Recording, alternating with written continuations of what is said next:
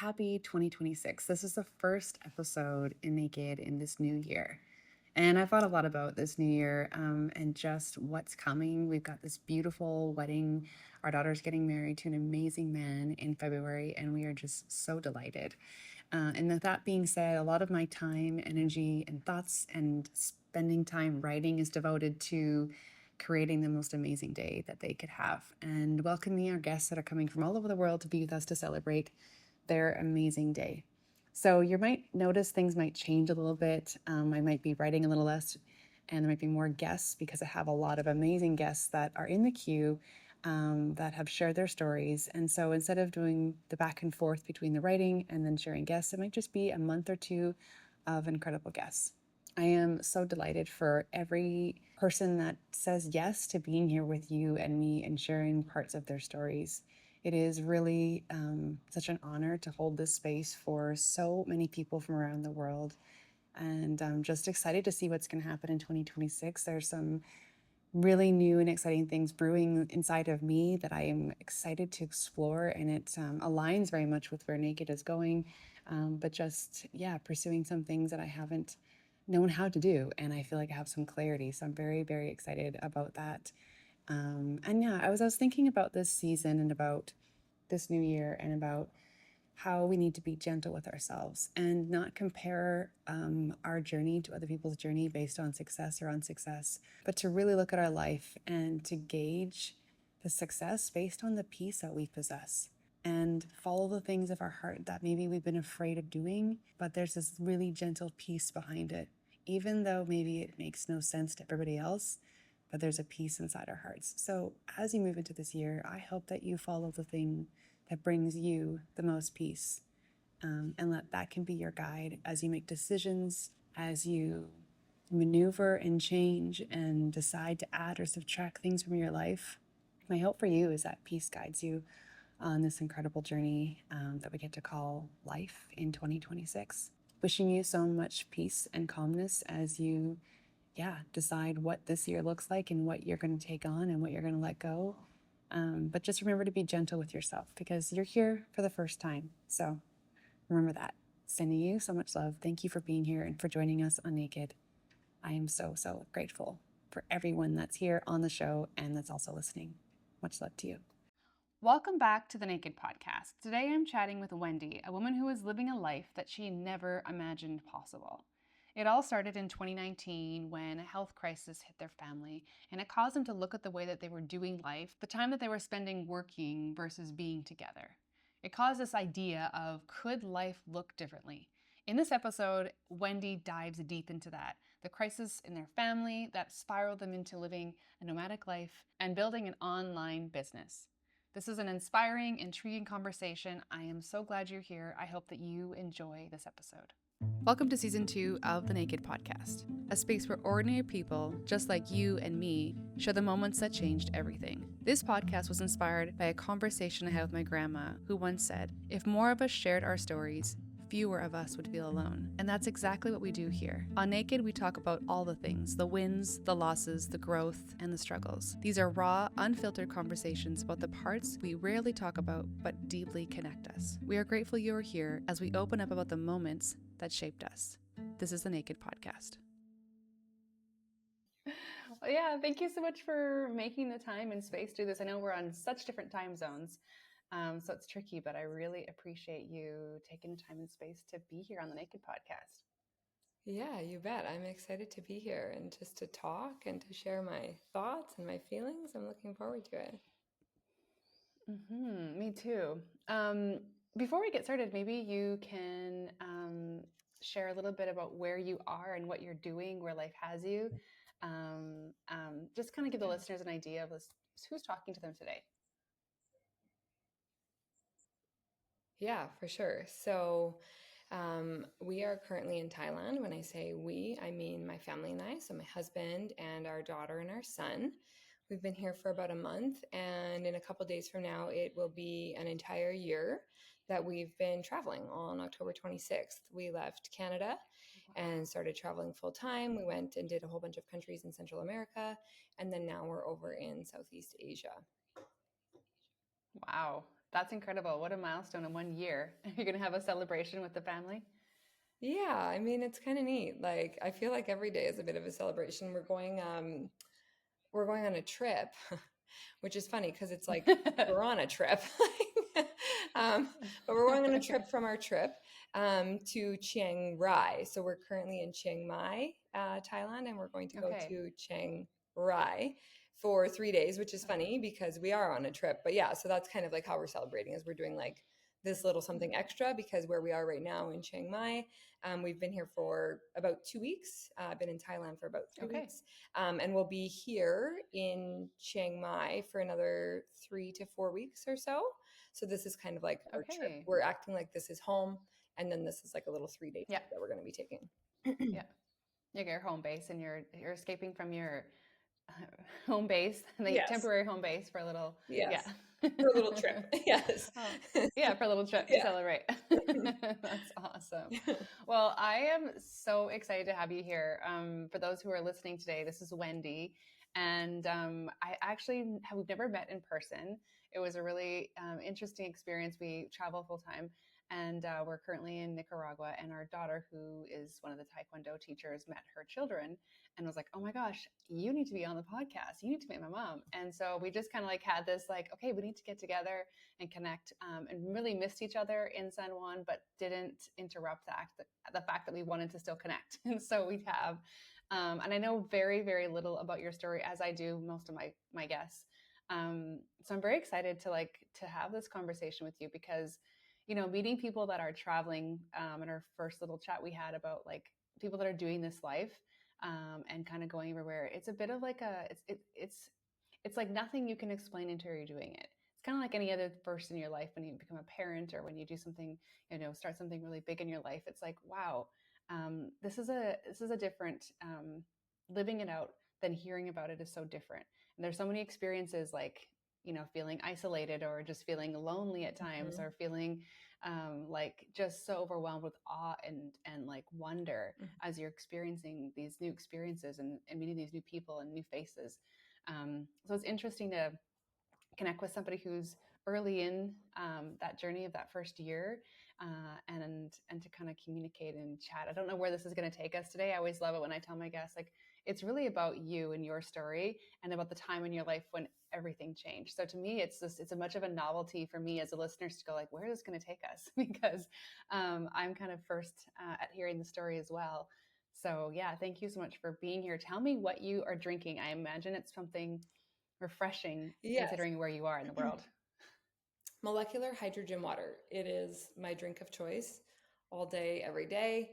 This is the reason that we travel full time is because of molecular hydrogen water. It's given us the freedom. I'm a distributor of molecular hydrogen water, and it's given us the freedom to earn from anywhere in the world, which opened up the entire world to us. It is the most potent antioxidant Mm. on the planet, and it is literally all I drink aside from maybe sometimes I have a matcha.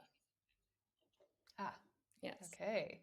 It sounds like it's one of your best favorite drinks of choice and it adds so much to your life. It sounds like it's not just a drink, but it's like trickled into, like you said, like giving you this life to travel the world. So that is amazing. I can't say that I have anything like that, but I do have some, apple cider vinegar with cinnamon and lemon today because I feel very fall-esque, even though, like you, I'm in a very tropical space. But I just like there's something about this time of year. I'm like, oh, I just want cinnamon in my world. Yeah, yeah, it's So it's fall.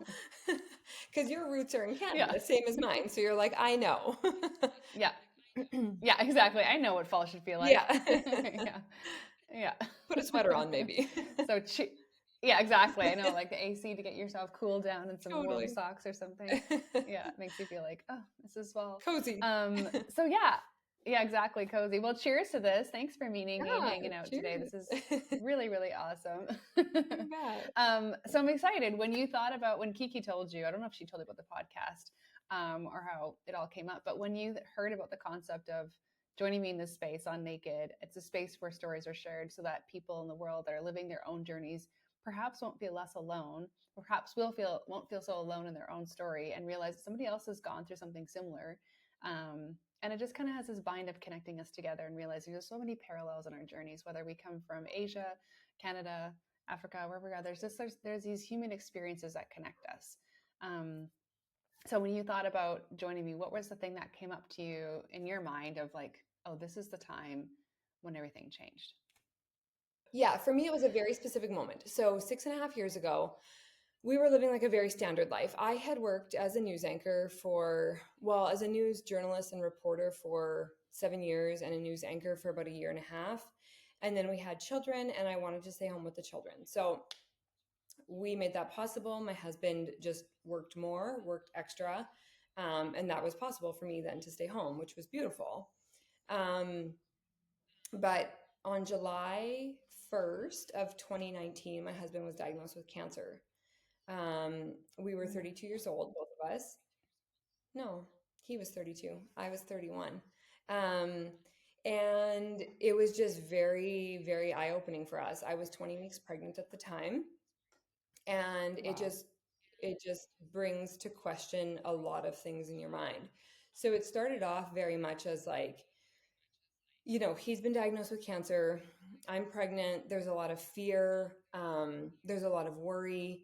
He's got this big journey ahead of him.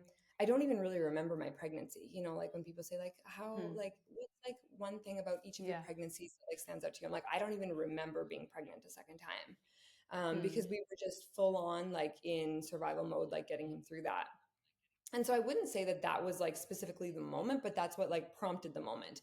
I think the moment of Okay. his diagnosis, I remember like being in the doctor's clinic, and there was a poster on the wall, and when they said it, I felt like my body like absorb into the poster, and I could like Hmm. hear them telling us, and I could like see us, like our little family, like me pregnant, him sitting there, our daughter in the room, and I could like see us and I could hear it, but I was like gone from it kind of. And it was very bizarre to Hmm. me.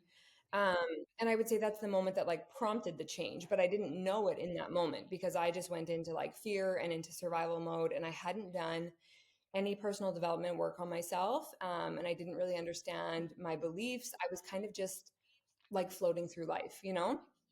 So he's Yeah. Yeah. diagnosed.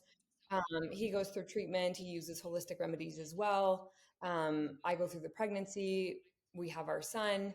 He goes into remission. And then is when a lot of things started to change for us because we almost just needed like a little bit of space from the diagnosis. So the changes couldn't happen during, like, for example, you're not cleaning your house when your house is on fire, right?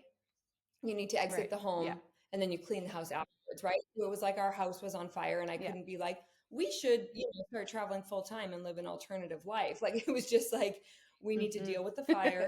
And once the fire is out, let's see what happens, right? And Yeah. so once he went into Totally. remission, it was that moment of like, okay, the fire is out. And rather than operating in victim mindset of like, why did this happen to him, and like how terrible for us, and I don't even remember my pregnancy, and like why a young 32-year-old like healthy man, like those were the stories I was playing during his treatment and during his Hmm. recovery. But it was like Hmm. when he went into remission, I was able to kind of shift that view and that perspective and switch it from like, why did this happen to us, to like, what is this showing us? Like what was the underlying message? Hmm. Why did Wow. cancer become part of our story? And so it Yeah. just felt very pivotal to be like, you know what, we could just carry on with our life. And our life was, he was working the equivalent of two full-time jobs. I was home full time with the Wow. children, but we would only have Sundays together. And aside from that, he was working 12 to 14 hours a day, 6 days a week. So, like, for me, it felt like, oh, like, how blessed am I to be able to be here with the children all the time? But yet, like, it was Yeah. never our whole unit, the four of us all together. Hmm. And we loved to travel, Hmm. and we didn't have the opportunity to travel because he was working so much. And so Wow. that kind of was the moment where things started to shift, where we started viewing cancer as like a redirection in our life. And so it allowed Hmm. us to like really evaluate things, to look at what our day to day was and whether we were satisfied with it. And if not, what could we do in order to change it so that the lesson of the cancer diagnosis wasn't lost? Um, Hmm. and then Wow. everything kind of just like went quickly from there. Wow. So that perspective shift for you, like being like, oh, like why did this happen to us? Why did this happen to us? And then to the point, like, okay, what is this? Did this? What was this about? What was this teaching us? What was that time frame for you? Because like exactly what you said, when you're in the fire, you're not cleaning your house, right? You're just trying to get Yeah. out safe enough. And Right. so you're on the other end of that, and it's like we made it. We're all still alive. We're all still here. Yeah. So for me, he went into remission in late October, and then our son was born like less than 2 weeks later. And so it took a hot minute to be like, let's Yeah. like figure things out. I'm like, I just gave birth apparently. Yeah. I'm like, I can't even remember I was pregnant. Like, so it took a bit of time Yeah. to kind of like regroup. He's like still got no hair, like he's not feeling well. So I would say it was like, so that was November. So I would say it was like November, December, we kind of just like found our footing a little bit. And then by January, I started kind of having like different thoughts or like being interested in different things, being interested in Mm-hmm. like my spirituality, being interested in podcasts and personal development books and things that would like help me in my life. Um, Yeah. and then in March came what some people would call a global pandemic. I'm not sure your thoughts or feelings on it. I didn't align with a lot of the narrative that was coming up. And so I think having, my husband go through what he went through, and then something like that, something so polarizing pretty quickly thereafter, I really found Mm-hmm. myself and my beliefs because of both of those simultaneously happening in a short time. And so I would say it was like April, maybe May, when I was really like delving into like myself, my beliefs, and how I wanted to show up in the world. And even just like the fact that like we can make our life however we want it to be. Like I had never like thought Mm. of that. It's like, how did I miss that? Yeah. How could I be? So at Yeah. the time, so that would have been like April, May. So by then I'm 32. And I was like, I didn't, I had never held this perspective of like, hey, if we're Mm. not satisfied in our life with the amount of hours that he's working, we have the full authority to actually just change that. We have to be brave. We have Yeah. to like do something different. But we can actually make a change there. And then our daughter was like 4, almost 5, and was supposed to start school. And we were not feeling aligned with school all of a sudden, which is interesting because I was raised in a school. My husband went to school. I mean, most people go to school. And suddenly we were like, are we going to homeschool? Like, this is a bizarre thought that we've never held before. And Mm. we were like, we'll do it just for like a year, like it's kindergarten anyway. It's not a big deal. Like, we'll see what we think and we'll see if we're able to like keep her on track in her first year. Yeah. And Yeah. then everything just kind of progresses from there, right? So like she's in her first year, we're trying to keep her on track. Eventually I have like these thoughts of like, well, what is on track? Like on track Yeah. according to who and according to what timeline? And so, Yeah. maybe she's not doing the math that most kindergarten or grade 1 students would be doing, but instead she's exploring the outdoors and learning about nature and biology, right? So it's like on whose track, right? So it Yeah. was almost like Mm-hmm. once one door or like window or like wormhole or can of worms was opened, rabbit hole, suddenly you go Yeah. down it and you're like, oh, I have a different thought on this than I used to. And then it just leads to the Yeah. next hole. And then you go down that one and then Mm. it just leads to the next one. And suddenly everything that you once believed is now different. Yeah. Yeah. Yeah. Once you start, like you said, opening that space, it's so interesting though. Like, I think it's easy to get into that space, but it's very also, I shouldn't say easy. I feel like when that does happen, it can lead to a lot of intrigue, but there can be a lot of retracting, being like, oh, hold on, this is really scary. And how? How would I make this look differently? How could this be? How could we restructure our life? Like you said, the 12 to 14-hour days from, 6 days a week. How could we restructure our life? I think that's where a lot of us get lost, being like, "Oh, that sounds great, but But how? where and how?"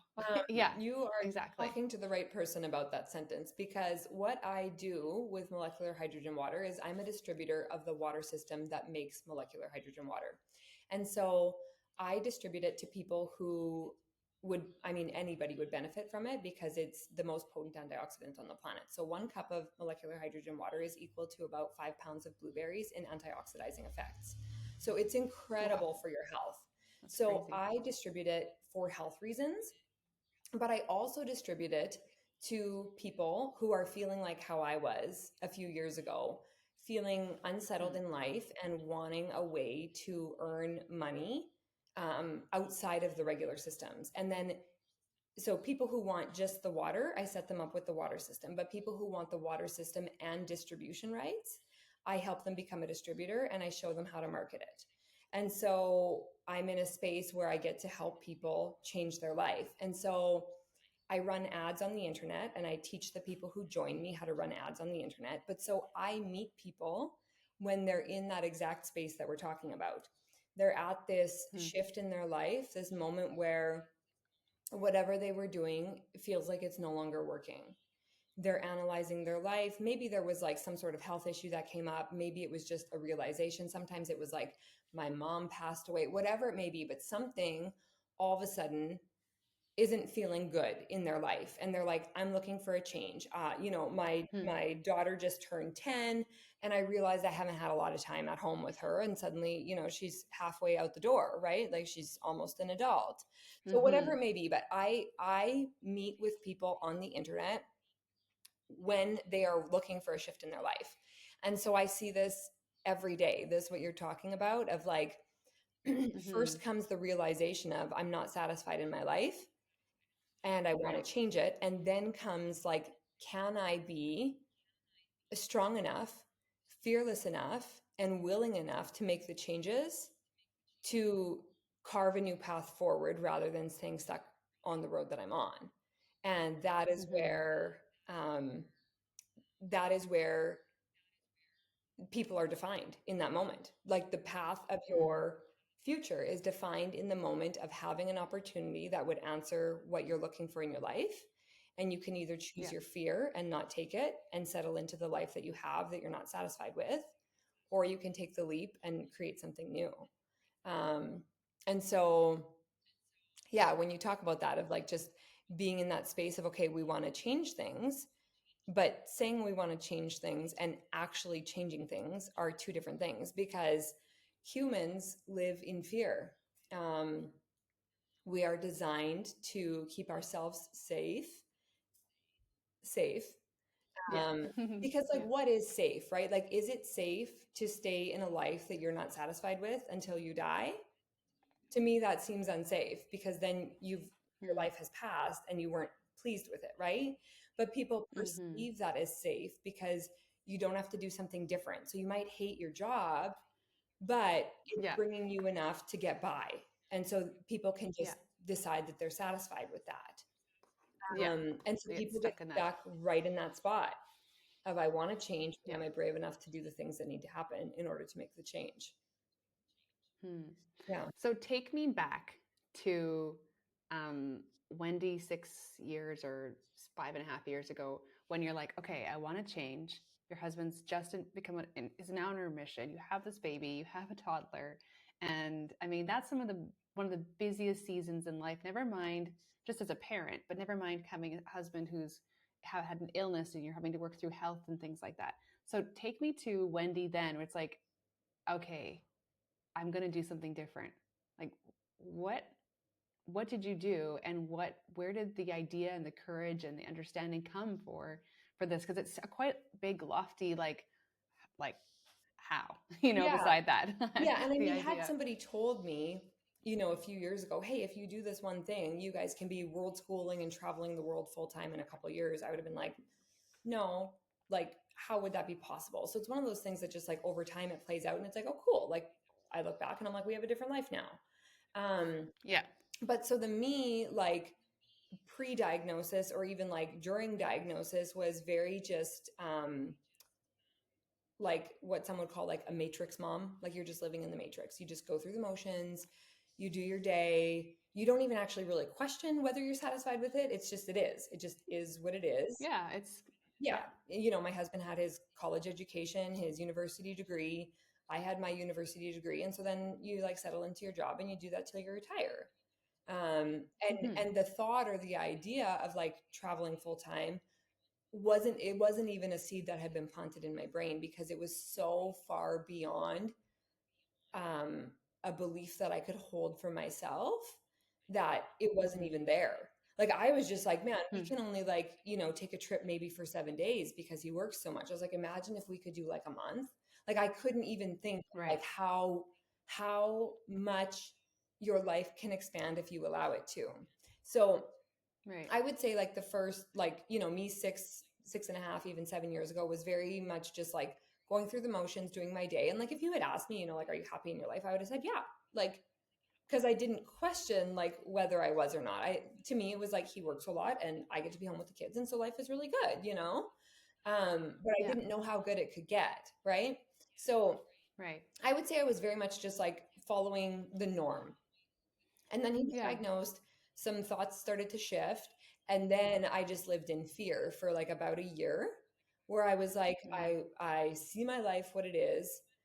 I want to make changes. I don't know how. And I feel kind of like paralyzed and stuck because Yeah. once you have the thoughts or ideas that you want something different, um, now you know that in order to have that, you like action needs to be taken, and that can be paralyzing, right? And I didn't Yeah. know the path forward. I'm like, I don't crochet, so I'm not going to start like a crocheting business. I don't have like online skills. I don't, and I'm not going back to work. So like, what are my options, you Yeah. know? So I would say I spent like probably about a year after he went into remission, kind of just like deep diving into like who I am, what I believe, and the fact that I can hold space for a bigger life, for the thoughts of having a bigger Mm. life. So that would be Mm. probably like for about a year, I was kind of operating in that like mind space of like, maybe we're meant for something more. And then around that time, we were living in Edmonton for a short time because my husband was on a work project there. So whenever he had a work project, our whole family would kind of move to wherever the project was. And we Okay. were living in a house where it was a two-story house. We were upstairs, sorry, it was a two-story with a basement suite. So we had the main level and the upstairs, Okay. and there were people in the basement suite. Yeah. And they were in their 70s and they were really health conscious. And my husband's cancer diagnosis switched us to being a lot more health conscious. And so they were in the basement suite and we started talking about water. And my husband and I, when he was diagnosed with cancer, we started filtering our water. Up until that point, we hadn't really thought much about water as being a piece of the pie in your health, but you are 70% Okay. water. So it is the largest piece of the pie. And I don't know how we missed it. So Hmm. we started filtering our water, and they had a water system that made hydrogen water. And she started telling me about hydrogen water and how good it would be for somebody who was in remission from cancer. And I was like, this is interesting. And so I started like Hmm. thinking about it, started like doing some research on it. And the plan or the intention was to purchase a hydrogen water system in the future. Probably once we were back from Edmonton and things had kind of settled in back at home. We're from Saskatchewan originally. And so that was the plan. And then in the meantime, I was watching, and this is funny, it's kind of like a full circle thing, but I was watching a lot of people online making money on the internet. And some of them were living in San Juan del Sur, which is where you are now. And so we were watching Okay. this take place, and I was thinking, how are Canadians and Americans feeling dissatisfied with where they're at in their life, with the country that they're living in, and just up and relocating to San Juan del Sur? Like, how are they making that work? Where is their money coming from? Yeah. Like, Yeah. my husband's job is not going to move there with us. How does this work? Yeah. And so I just kind of like stayed curious about it for a little while. And there was the one woman who I was kind of following pretty closely, and she was working in network marketing. And to me, that was just a scam and a pyramid scheme. And so I actually typed in online hashtag YXE, which is the hashtag for the city that my husband and I lived in, Saskatoon. So I typed in hashtag Okay. YXE and then the name of the company that she was in network marketing with.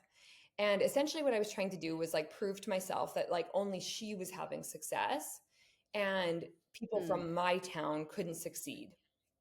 And I found a Right. lady who had been in the same network marketing company as her like 3 years prior and had switched to a new direct sales, freedom based business. And she happened to be sharing about it in her stories that day. I've never met her. I just like happened to type in this random hashtag. So she was sharing about it in her stories, talking about building income from home or from anywhere. And for her, she was really wanting to be able to do that because her daughter plays hockey. And she didn't want to be in a job where she couldn't be present for her daughter and take her to her hockey games and stuff. Hmm. And I was like, oh, this sounds interesting. I came here to like prove to myself that like, there's a scam taking place and this lady living in San Juan del Sur, Nicaragua is at the top of the scam. And here I am. Yeah. And here I am learning about, like some sort of direct sales business where you can create freedom. So I clicked on, she had a link to a web class. So I clicked on this web class link and I'm like 5-10 minutes into the web class, and the product that they're marketing that helps you create this freedom based business is the same product that the lady who lived in the basement suite a year prior told me Hmm. about. It's this water product that would be really helpful for my husband. And I was like, well, thank you. Like, thank you for showing me the path forward, because I didn't know what the path was. Right. And so Hmm. we can go through life thinking that things are coincidences, or we can look at them as the miracle that they are. And I chose to look at that as a Hmm. miracle. It is miraculous that I was introduced to that product years prior. We had the intentions of purchasing it. We didn't purchase it. And now full circle, I'm seeing somebody marketing that same product and marketing the business side of it, so that it's not just a product, it's a product and a tool to create more freedom. And I'm like, this is what I need. Hmm. We already needed the product and we also need the freedom. And so, Right. like 9 days later, I was part of the company and a distributor with the company. It was just that like Wow. beautiful alignment where you have to just follow it. um, and so I did, and everything that was so, when you ask the question of like, how did you go from like where you were to like having an idea for Hmm. something to bringing it to fruition to now having this different Yeah. life? That's kind of the Yeah. timeline of it, of like, I'm in fear, and then I'm in this like, I need to change something, but I don't know how. And then I'm in this space of Yeah. like, oh my gosh, a miracle like was just handed to me and I'm going to run with it, to like, now, okay, Hmm. I've seen it play out. How beautiful. And what was that like that? Because originally you're talking about seeing this woman in San Juan, you're like, oh, it's a total scam. And what in you was like, because there are those ideas, I think, around like, I don't know the structure of it, but like pyramid, right? Where it's like people are like, I don't know, like my parents were in Amway, it's like, I'm not sure. And there's a lot of that like pushback and fear of being like, I know someone who knew somebody who didn't make any money, Totally. or it was just like this, they were at the bottom of the pyramid always. And so what for you was like, oh no, I mean, I'm going to take this next step. I know you said you saw the girls like watched her stories and took one of her workshops and those things, but like there is also that next step, of like trusting that this is, and I can see it from your like the way you're talking about, like it was the miracle, it was a thing that we had talked about for my husband's health, and then it all kind of just aligned like stars, being like, and it just kind of led us this way. Mhm. But was there a part of you, like the skeptical side of you, being like, I don't know, or are you just like sold? Yeah. I almost feel like I had a moment where I got to choose what it was for me. Do I choose the belief of it's too good to be true? It probably can't happen for me. Or do I choose the belief of like, I'm seeing it working for other people and it's not coincidence that it landed on my plate. And so I'm going to stay in my intuition here. And so the one night, so before actually like launching the online business and becoming a distributor and partnering with the company, there's a learning process that you go through first. So I watched the web class, and then from the web class there's like a 3-hour learning series called the discovery process. And I was going through the discovery process, and I remember like I was sitting at the kitchen table the one evening, I'm like going through it, my husband's in the living room, and he was like, I don't know, Wendy. He's like, what if it like doesn't work out, or what if this, or what if other people online didn't succeed? And I'm like, don't. I'm like, just don't. I'm like, do not ruin the miracle that was just handed to us, because nothing is ever right or wrong. Nothing is ever black or white. It's all your perception. And so if I chose to perceive it as too good to be true, a scam, only works for some people, then that would have been my story. But I know that it's all energy. And so I can just change the energy of it to like, well, why not me? And so I just did. I just chose that it's going to be the path for us. And I think it really helps to choose that belief when you can recognize the miracle of finding the thing, you know? Um, Yeah. so, even how we were talking like 10 minutes ago about people like living in fear, and how I interact with people who are at that pivotal stage in their life where they're wanting to make a change and they get to choose fear or they get to choose Mm-hmm. faith and move forward, right? And Mm-hmm. I can see in that moment, I can see people battling with like, what am I choosing? Am I staying in my intuition or am Hmm. I staying in my fear? Um, Hmm. and so, and I know, like, I see it play out. Like, I see people talk themselves out of it.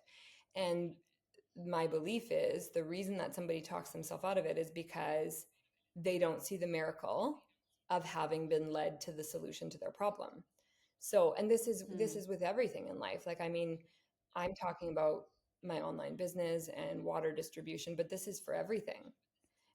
Anytime that you're wanting to create a shift in your life, you will be presented with the opportunity to create that shift. And in that moment, you can either choose to do it or you can choose not to. And it's Yeah. easier to choose to do it if you recognize it as a miracle, right? So, Yeah. I mean, like, I Mm-hmm. apply that to like some other situation. I mean, like, even say traveling full time. Well, here's a good situation. There's a woman who is living here in Chiang Mai, who's in a world schooling group that I'm in, and she messaged on that group, and I'm like, I never go into that one particular group. She messaged in that group the other day like, hey, we're in Chiang Mai, just wondering if there's any like other full-time travelers, world schoolers in the area. Our son is 10, kind of just looking for somebody to hang out with. And I was like, we're here like for a little time. And then I said, after this, we're going to like southern Thailand. And I listed the name of the community that we're going to be in. And then I said, then after that, we're going to Vietnam. And she was like, us too. Like, where in Vietnam are you staying? And I told her the name of the community, and she's like, us too. So we are like literally following, we're like pretty much traveling partners.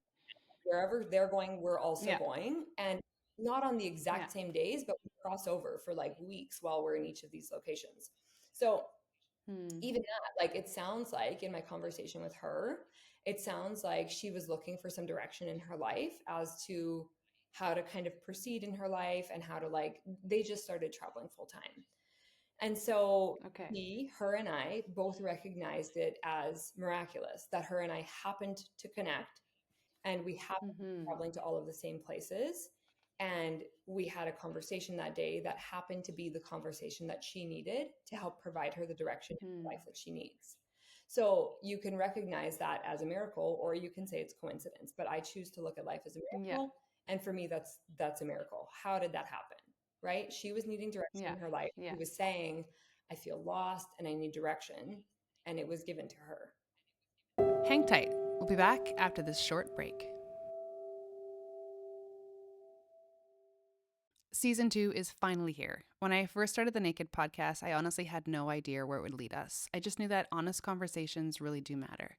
Somewhere along the line, I realized that the best parts often happen after we stop recording, the quieter moments, the ones you don't plan for. So this season, I'm inviting my guests to stay a little longer for those conversations. I am so excited to share that the Naked podcast now has a Patreon, a space with extended episodes, written versions of my solo pieces, and a few of the things I am building just for you. If this show has moved you, made you feel seen, or just kept you company, I'd love for you to join me there.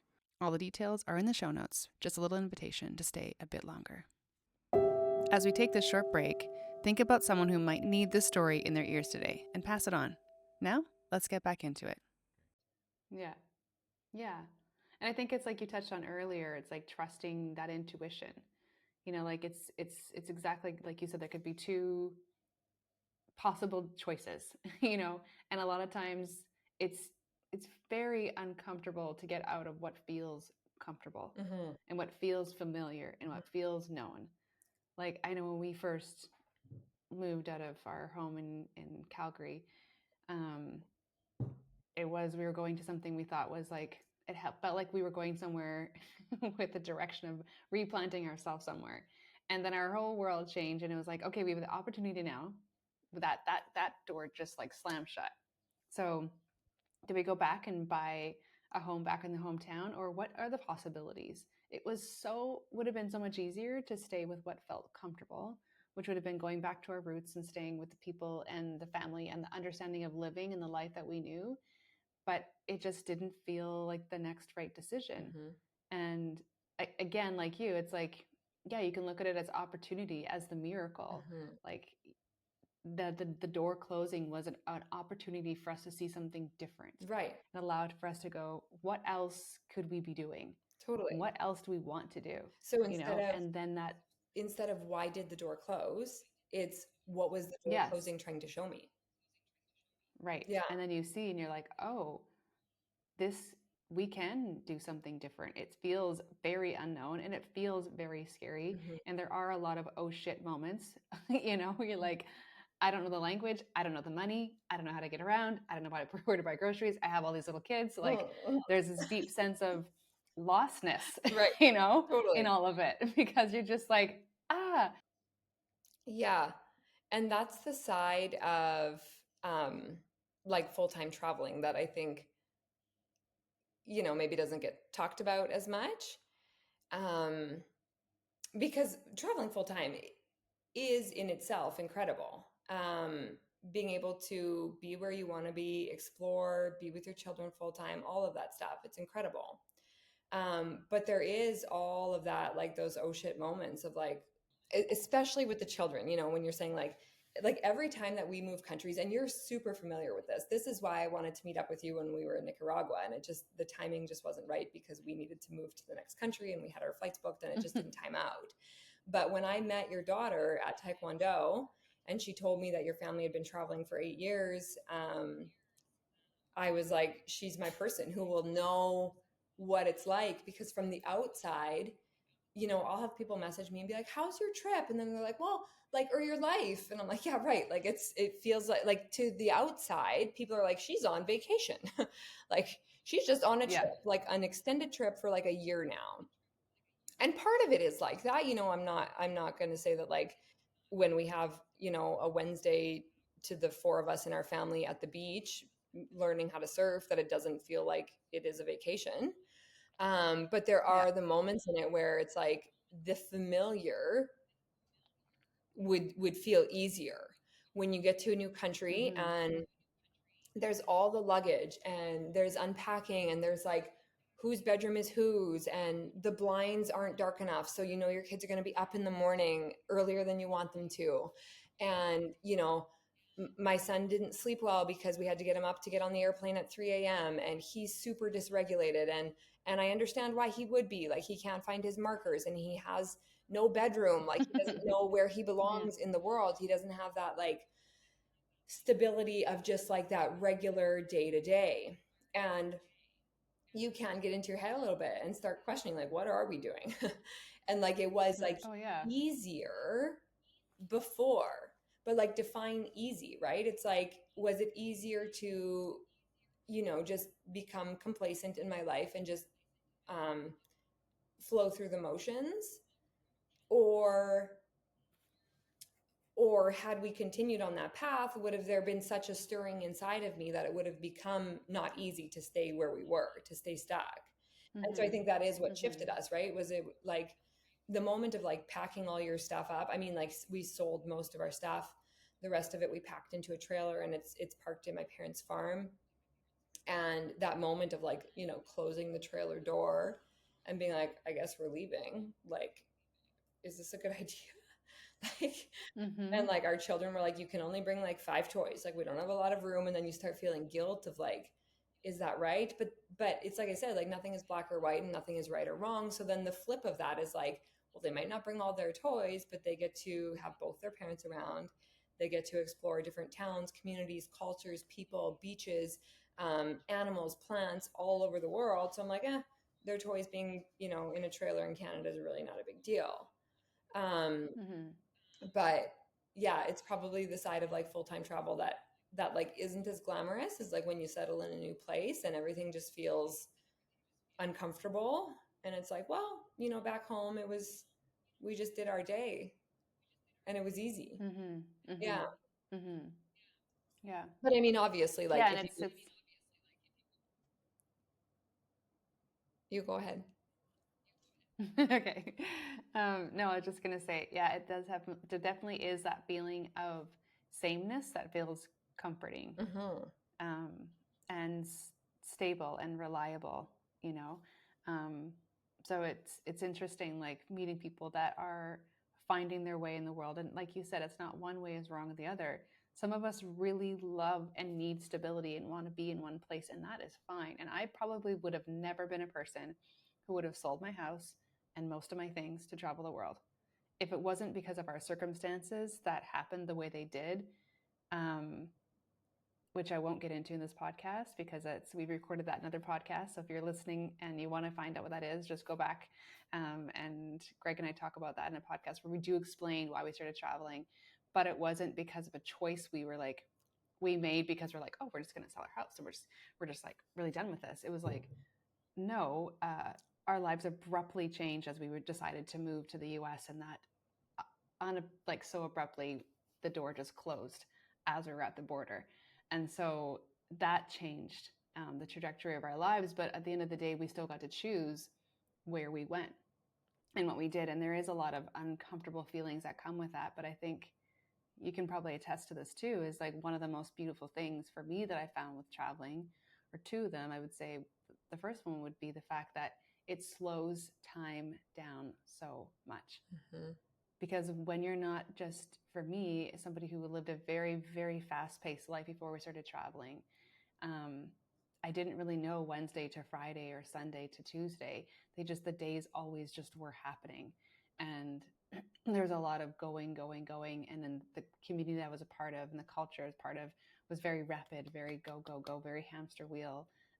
And I, signed up for that, Mm-hmm. and so I didn't realize that that was what I was living until we were in a small town in Vietnam, and you're like, wow, like I don't know where to get groceries. So I am mapping everything from the moment I wake up until the moment I go to bed because it's new and I don't know the language and I'm trying to figure out how to speak it and I'm trying to figure out the currency and all of these things. So it slows down time. Like when you're a kid and it feels like it takes forever to get to Christmas. Mm-hmm. It's like that feeling again of being a child where time just expands Mm-hmm. in a way that it's like when you're a child again because you're in awe and because you're so present.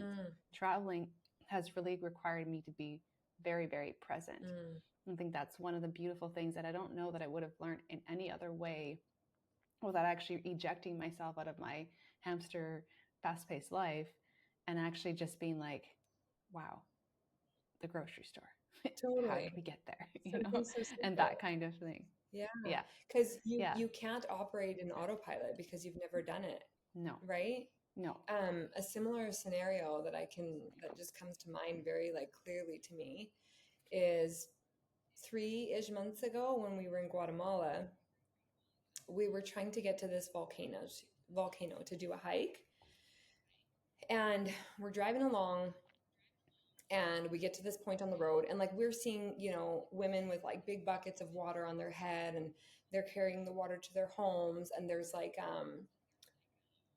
community like laundry wash um tub kind of, and we're just seeing like people just living like way differently than what we're used to. Mm-hmm. And you can see in that moment like their life is entirely different than the life that I grew up with, right? And so we're Yeah. traveling along, we're like going through this town on our way to this volcano, and we're looking around and we're seeing all these things that are very different. And like the town that we were living in Guatemala was Antigua.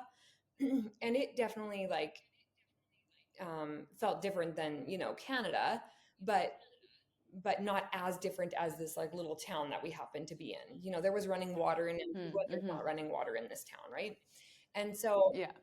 making our way through this town, we kind of get just outside of the town. We're on the way to this volcano, and the road, like there's a barricade on the road, and there's a couple of like security people or maybe police officers kind of standing there, and there's like Yeah. maybe 50 vehicles all lined up, and we're probably like at this point we're like maybe 40th in the line, and we're just kind of like, we can't speak Spanish very well. Like we've got our select like sentences and like words, like kind of the basic stuff, but we're like, might be a little tricky to be like, when is the road going to open and like what's going on up ahead. And so we just kind of like sat for a little bit, and we're sitting there probably like 10 minutes or so. And there's people in the truck in front of us, in the box of the truck, a woman and two men, and they're just like having a casual time, like kind Hmm. of like having some snacks, and they're unfazed. So to me, that's saying like it's going to open very soon. Like the road is like they're not Yeah. worried about it. So the road must be opening soon, and they must have this insight. Like they've talked with the security people, whatever it may be, right? Like somehow they know. So we sit there like another probably 10 minutes, and we're like, okay, like this is getting weird. We're like, is the road like ever opening? We're not really sure. So my husband like gets out of the vehicle, walks to like the front of the line, goes to talk to the people at security, took his phone with, said he could like use Google Translate if he needed. And he comes back and he's like, yeah, you know, like the earthquake a couple days ago, because there were some earthquakes while we were in Antigua and in Guatemala. And he's like, apparently like the road is closed up ahead. And I'm like, oh, like indefinitely? And he's like, yeah. And I'm like, what? I'm like, what are all these people doing here? Like, you Just chilling, well, you no, have not a stuff worry to in the do, world. right? It's like you gotta go ask security so that they can tell you it's going to be closed, you know, indefinitely. Like maybe it was going to open sometime later that day, maybe the following, like at some point they were going to reopen it, but it wasn't like, hey, you know, a tree fell on the road and we've got like somebody pulling the debris off. It was like it's closed right Yeah. now, and nobody Yeah. was worried about it. Which part of me is like, that's amazing. Like how? Yeah. And so you can see Yeah. how time can slow down when you're not always in the hamster wheel. And then after Yeah. that, so after being in Guatemala, we went back to Canada for about a month. I had a business event just off the coast of British Columbia, and we landed in Vancouver. And we got in the vehicle to drive to our hotel that night. And I was just like, oh my gosh, I finally see it. Our world is built for chaos. The Western world is Mm. not built for presence and slowness. It is built for production. The roads are bigger and wider, and there's more stores so that we can Yeah, a lot more a lot more stories. stores so that we Yeah. can more quickly get to our job, make money, feed the system, on our way home, stop and grab food, get home, eat the food, say goodnight to our kids, and do the same thing the next day. Like there would never Hmm. be a road closure where somebody doesn't ask how long it's going to be. Oh no. No, because it Oh is no. built. People would be highly uptight Oh yeah. about that. Like, well, and in fact, they Yeah. would probably do the road work at night so that you don't interrupt people Yeah. from their workflow in the morning, right? And Yeah. so it was just like a very stark contrast to me. And I was just like, it's a different world. Like the Western world is a Hmm. different world, and it's meant to be fast paced so that you are, you know, a cog in the wheel that keeps the thing spinning. Yeah. Well, I think it's just what we become very accustomed to. It's just it like a phrase that I would say I would use, and a lot of people I know would use is I'm just really busy right now. Mm-hmm. You know, because it's just a common phrase. It's just because we are really busy, and the cost of living is different there. The climb the ladder, the um, keep up with the Jones Mm-hmm. is more present in those spaces. Um, and that was the second thing I was going to say is a beautiful thing I've learned. The second thing is humanity and how different people live and how different people do life and what paces they live at and how they honor nature and how they are reverent about the plants, you know, things that are different that I never grew up with. Mm-hmm. How like Bali creates these beautiful like baskets of like gratitude and thanks back to nature, being like every single day they make these little baskets out of banana leaf and they put a flower in it and a cracker, and like this is our thanks to nature for giving us everything that we have. Mm-hmm. Like a gratitude to nature that I've never experienced in anywhere in the world. And what a beautiful thing I can take from that.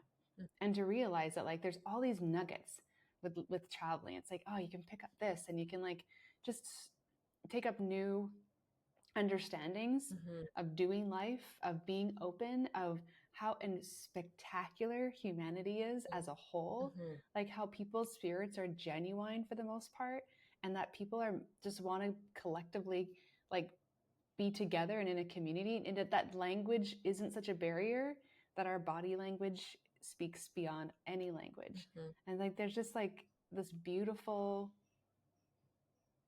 understanding for me that I've learned, that traveling has taught me, that I don't think I could have learned in a book or any other way.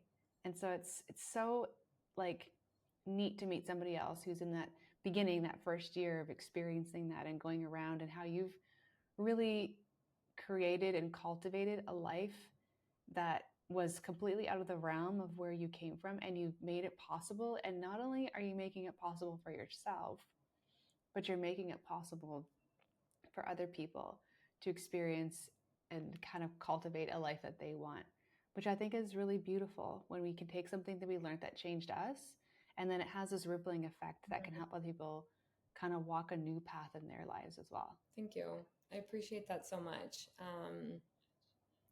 When I started my online business, the the goal for me was to help my family, of course, right? Mm. We want more freedom. We want my husband, the dad of our children home more.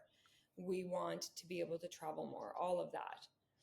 But it seems like once all of that started happening, then I no longer have the want for that because it's my life. And then it can really switch Mm-hmm. into like, I get to provide this to other people.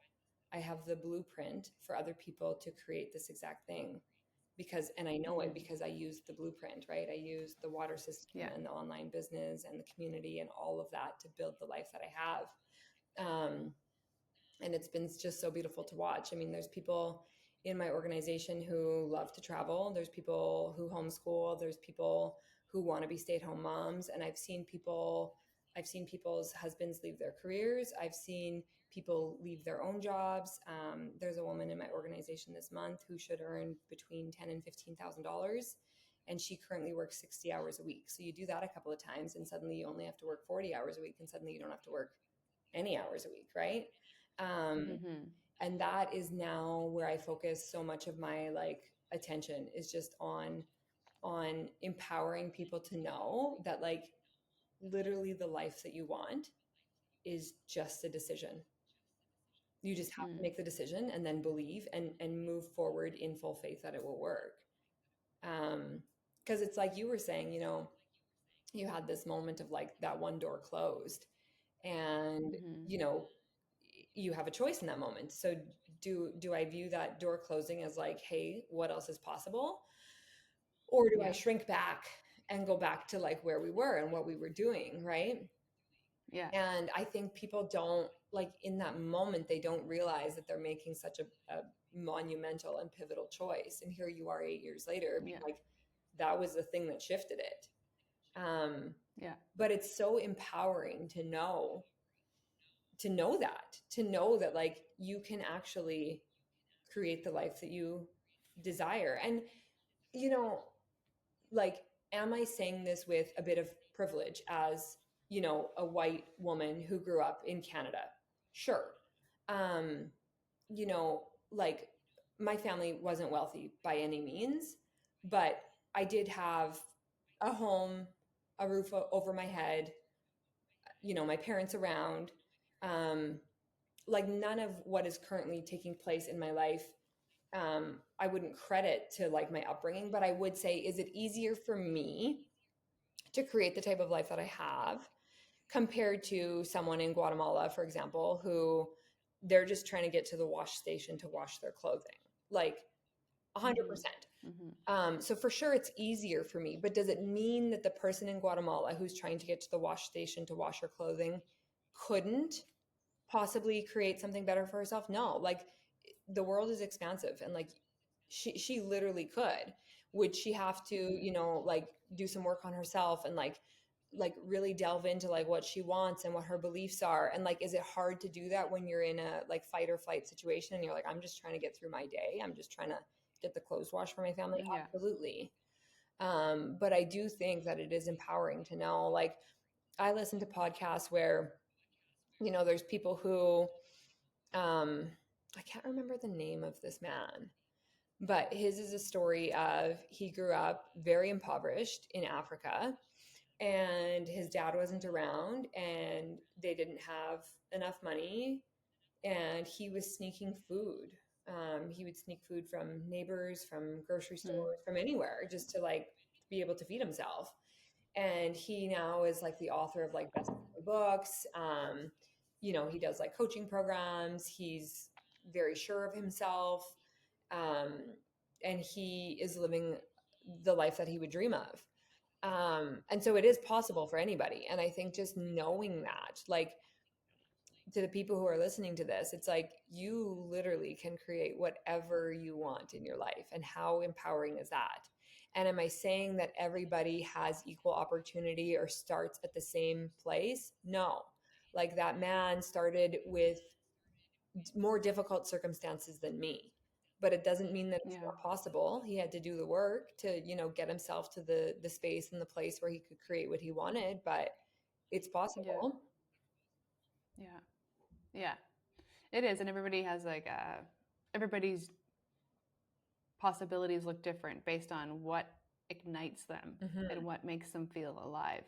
And I think it sounds like for you guys, it really connected with, as far as your health journey, your husband's health journey specifically, it really aligned with what you guys were looking for and maybe didn't even know you were looking for until it was there. And you're like, oh, this is the thing. Hmm. And then you're able to take that next step and see where that took you and created this other thing where it's helped people. I think if I was a listener listening to this, I'd be like, okay, what does she do? Like literally, because you hear a lot of people's stories and it's like, well, for the full story, check out our workshop. Right, and right, right. so it's like, I think for people that if I was listening, like, okay, tell me what she does, because that's half the novelty. I mean, we travel, we work, we both myself in and out of it, but my husband works full time online, and so that allows us to continue traveling. And it's not something that's like I couldn't package it up and be like, and you could do this, because it's very Right, right, specific to what he does. right. Okay, gotcha. So I think for yourself, and when you talk about people being able to do something like this, yes, they could. Like, I mean, I met people around the world, they're like hairdressers and they started their company online and they do haircuts and they like became well known and like they make these do amazing hairstyles. And so they do these pop-ups all over the world Mm, and that's how they live. And like I've met people that do all kinds of ways that are just, it's so unique to who they are and so aligned with what makes them feel alive and loving life. And I love that. Like I've met full-time house sitters that have house sat around the world for 8 years. Like it's just like, and they just hop around from house to house. They meet all these dogs and all these people. And it's like, that's how they do it, mm. And so there's so many ways to cultivate this life that might look different than your normal 9 to 5. And I think for your story specifically, I am eager, and I think people would be eager to go, okay, so what is it that you do? And what is it that maybe they could do, whether it aligns with them or not, but just sparks maybe an interest in something to see that there's more for them. There's Yeah, possibilities. yeah. So I can explain it, and I will say, like what you're saying, like, does this align with everybody? Possibly not. Some people want to house sit and want, to be with dogs, and that works for them. But for me, this Yeah. was a very beautiful, miraculous moment to have found this product that I already wanted, and to see that it's a business model that could allow me to earn from anywhere in the world. So Yeah. this water system makes molecular hydrogen water. It's an incredible health product. And so I market it online to people who are looking to upgrade their health. I also market it to health conscious, freedom loving people. So the one side of that is like I can market it as just a product. Hey, you've got this autoimmune condition, this would help you. You've got cancer, this would help you. You've got inflammation, you're a living being on the planet, this water would help you, right? So that's like one branch of the marketing. The other marketing is like people who are health conscious, and want to be able to leave their jobs or travel full time. And so, what I do, like when I'm marketing to those people who are wanting just the product, I just sell them the product and I make commission off of the sale of the product. The company that I am a distributor for does no advertising at all. So there is no middleman. There's no marketing department. There's no, like computer and desk and paid days off for your marketing team. There's no billboards, there's no magazine spreads. It's literally me. Like the people who are distributors, we are the marketers. So when we make a sale of a product that belongs to this company, we make commission off of it. And there's no middle person. We are the marketers. So I can sell the water product to people who want to upgrade their health. And then I can also sell the water product with distribution rights to people who want health and wealth.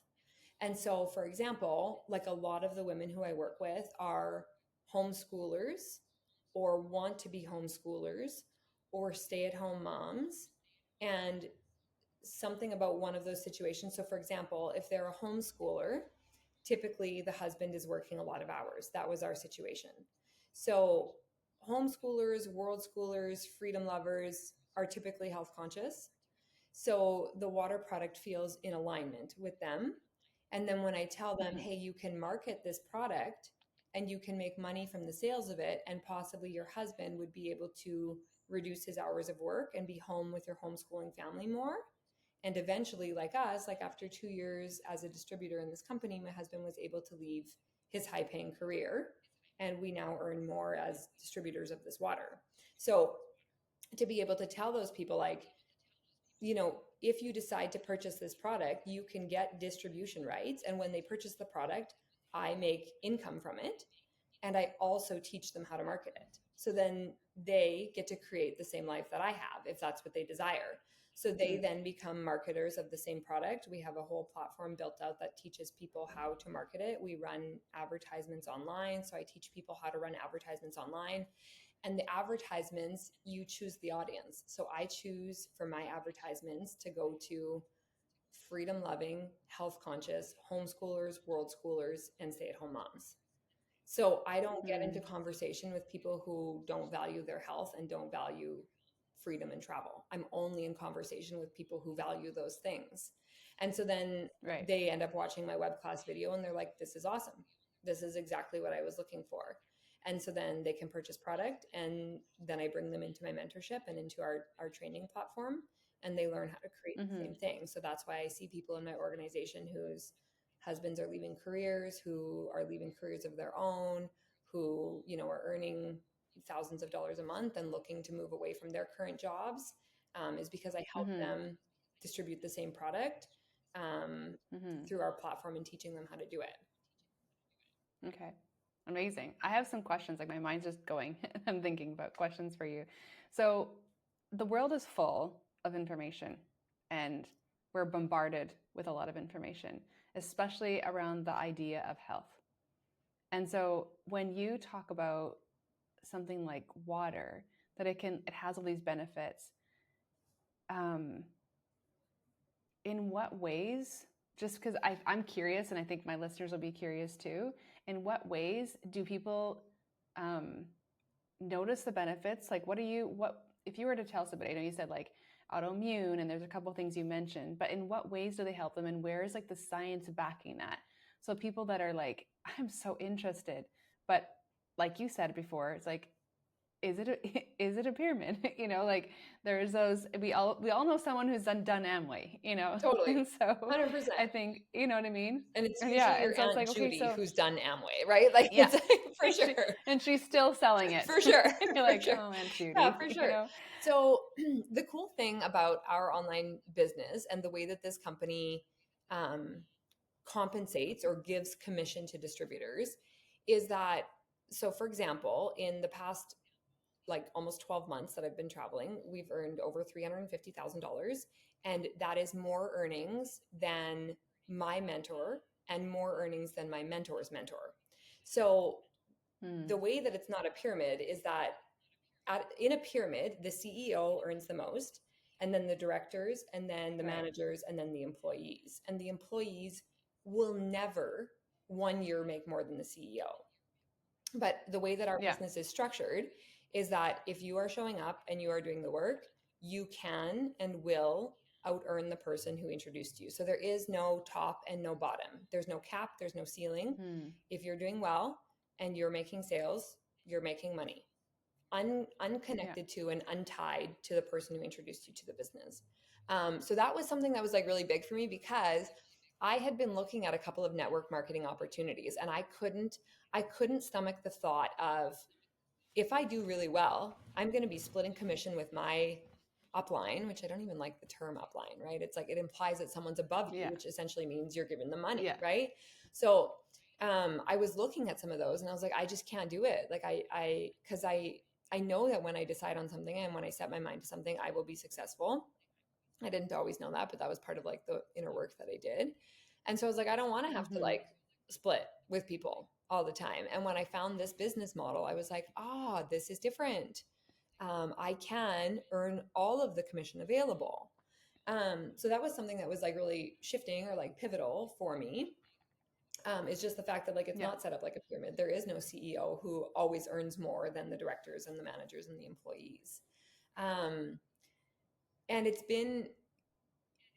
just been like such a beautiful path forward for us and for our family. So when we Mm. talk about like the health benefits, like I always say, you know, with like network marketing, you may be working with essential oils, mascaras, creams, shakes, face cleansers, whatever it may be. And while those products are probably incredible, you will probably always be splitting commission with your upline.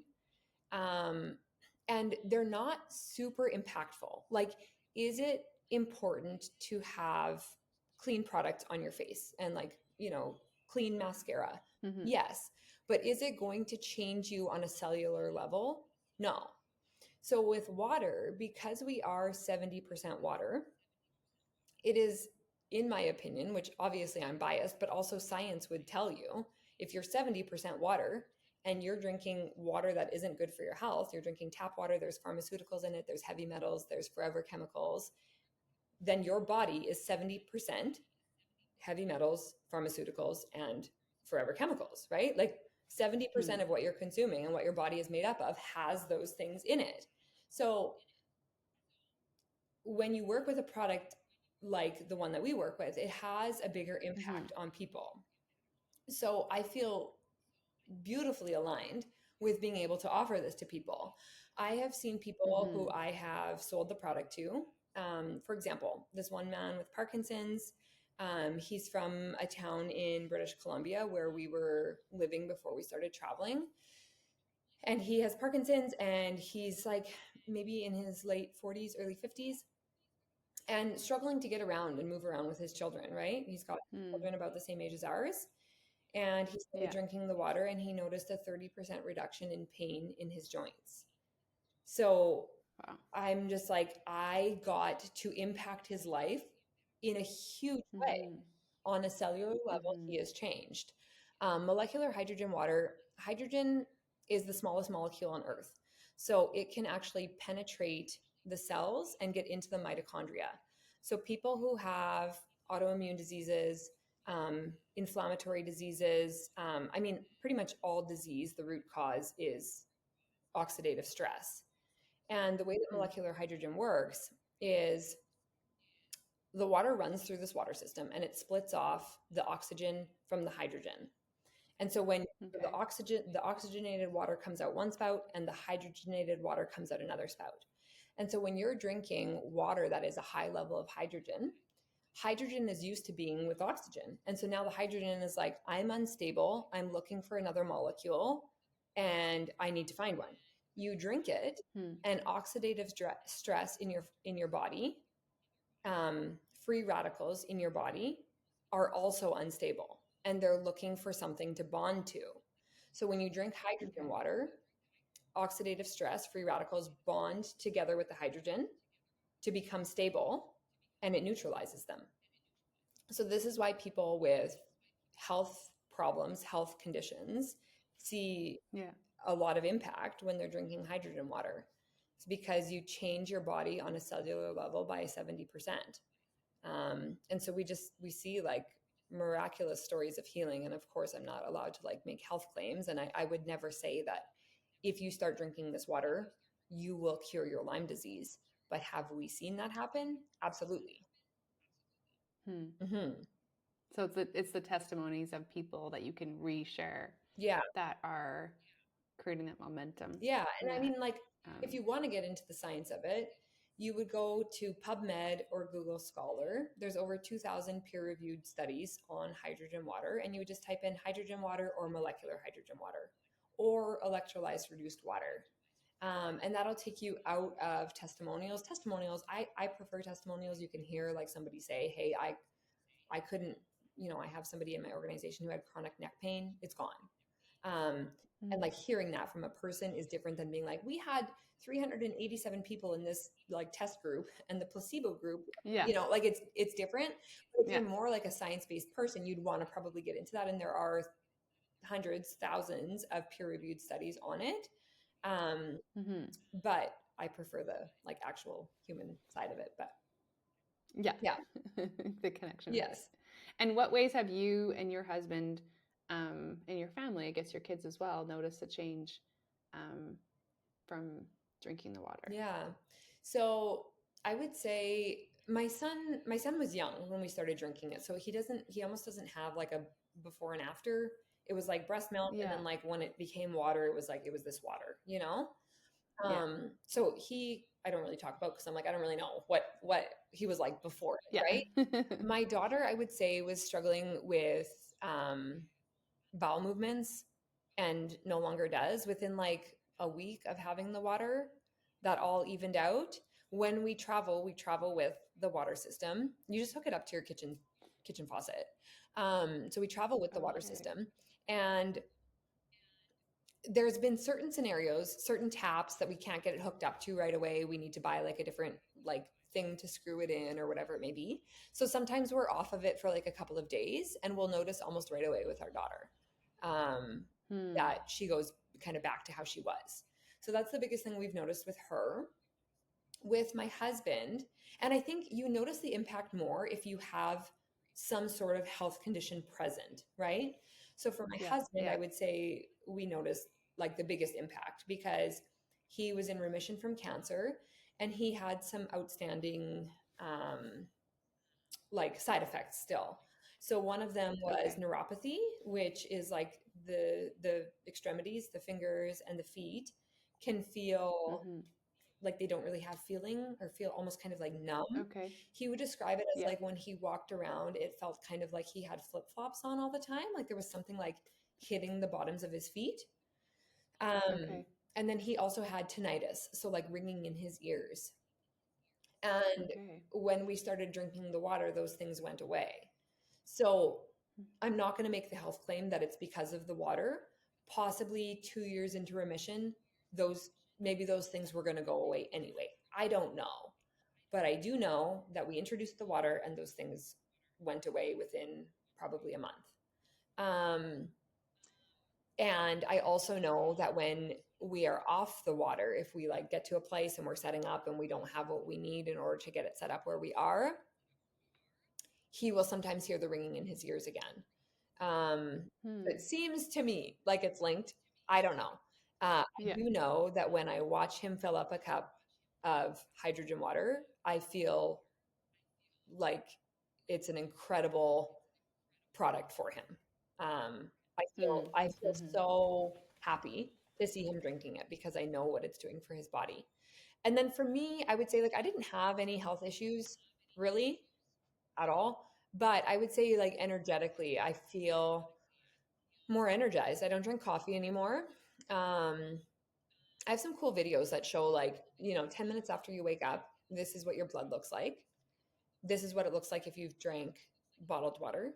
This is what your blood looks like if you've drank coffee. And this is what your blood looks like Hmm. if you've drank hydrogen water. And the blood, if you've drank hydrogen water, is just like flowing. None of the blood cells are linked together, Hmm. nothing's stuck, and everything's moving like quite quickly. And so that is why I feel energized from it. I wake up in the morning, I have this full, and I feel boosted for the day.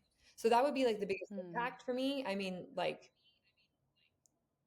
it's nothing like, hey, I had, Lyme disease and now I don't. So it's not that extreme. But to me, I'm like, that's cool, because you know that it's Yeah. doing something on a cellular level where it's really helping you.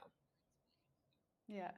If there was something you wanted someone to know about, whether it be about this your business that you're in, or just even like the transformation of your life, that's listening and going like, okay, I feel like I'm Wendy 7 years ago. Mm, What's something you would want to leave with them I today? love this question. I would leave with them just to look for the miracles. Hmm. Look for the miracles in your life. They're there, they're always there. If you're unconscious to them, you go through life not believing in miracles and not having the things that the desires of your heart come to fruition. So if I was to like leave one thing with people, it would just be that there are miracles happening every day. The things that you are Hmm. asking for, praying for, manifesting about, whatever your belief is, they're coming true in real time, right in front of you. Your prayers are being answered, your manifestations are playing out in front of you. But unless you're conscious to them, like for example, the life that you are living currently today is the result of something you wanted previously. And Hmm. that's regardless of whether or not you're living the exact life that you want, that is your ultimate goal. But maybe the person listening to this is 25 and they once wanted to own a home and maybe now they own a home. Maybe the person listening to this is 32 and always wanted children and now they have a child. And you can think, oh, yeah, so now I had a child. But, or you can recognize that as a miracle and as you Hmm. asking for something and then having it play out, right? So Hmm. I would just say that like the quality of my life and the joy of my life has increased from recognizing miracles in everyday life. And I Hmm. mean, like I gave the extreme scenario of like this business, right? Like this water business and Yeah. this like woman living in the basement suite and she had the product and then I like Googled some sort of like random hashtag and I found this lady and like, you can call that coincidence or you can call it a miracle, but even like smaller than that, like if you scale back from that and you just look around at your day to day, the things that you're asking for, if you ask with like good intentions and a pure heart and you believe it can be true for you, they come true Yeah. and they happen.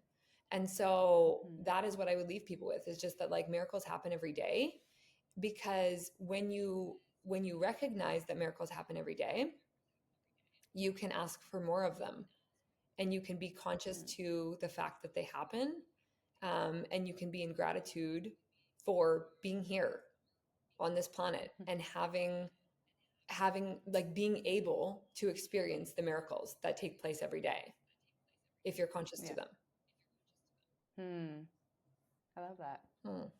I love that. I was just actually writing a piece on something similar to that. It's like the first and the last, and how in our life there are these big, monumental, applauded moments in our life, but in between all those is the micro moments that actually sculpt and create who we are, the whole story of who we are. These Mhm. little micro moments of magic, like you've referenced Mhm. many times, that kind of make up our story. And I love that. It's a great thing to end on, to remind people to, yeah, like see what's around you, notice it, and like you said at the beginning, like feel your intuition, let that be a bit of your guide.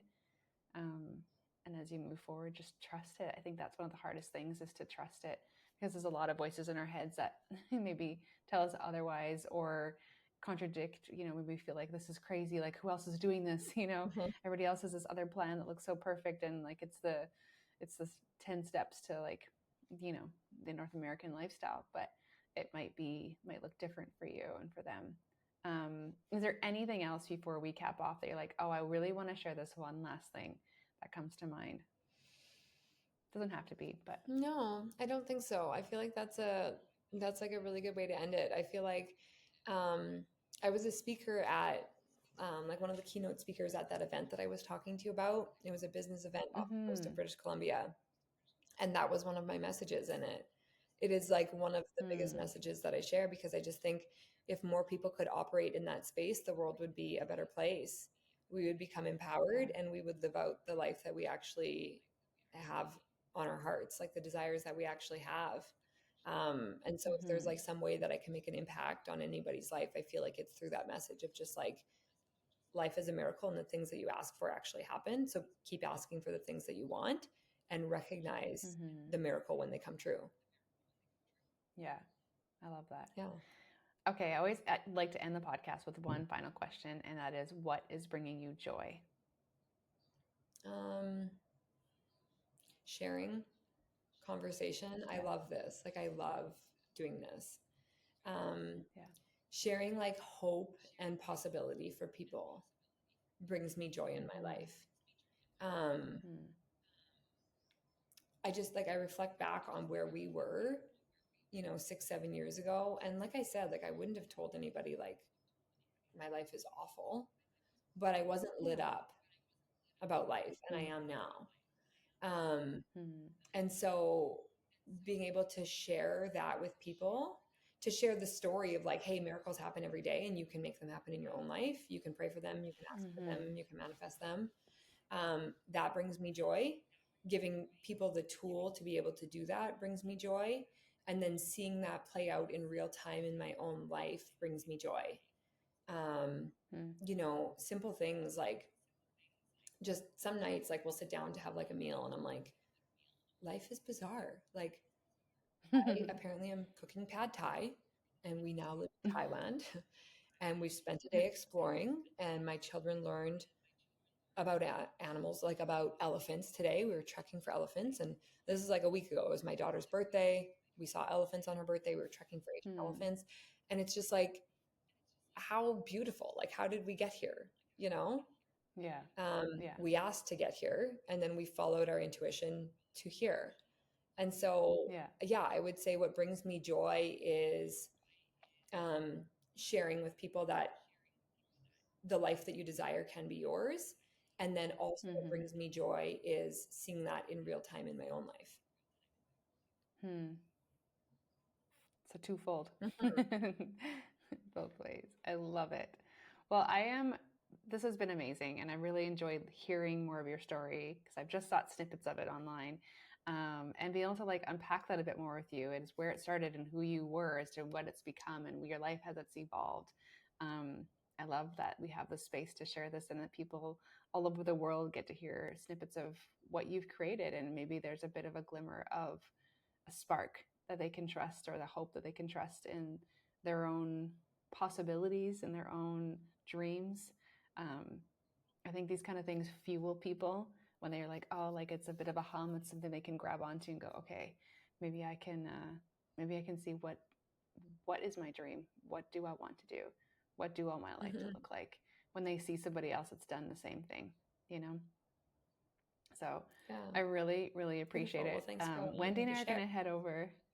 Yeah, no. And this is the podcast, but there is also the Patreon. So we're gonna wrap it up here for us, for you. But if you want to come over and hear some other questions that we're gonna chat about, just head over to the Patreon where Wendy and I will discover a little bit more like pointed questions, which I'm really excited to chat with her about. So thank you so much for being here, for listening, and for joining us once again.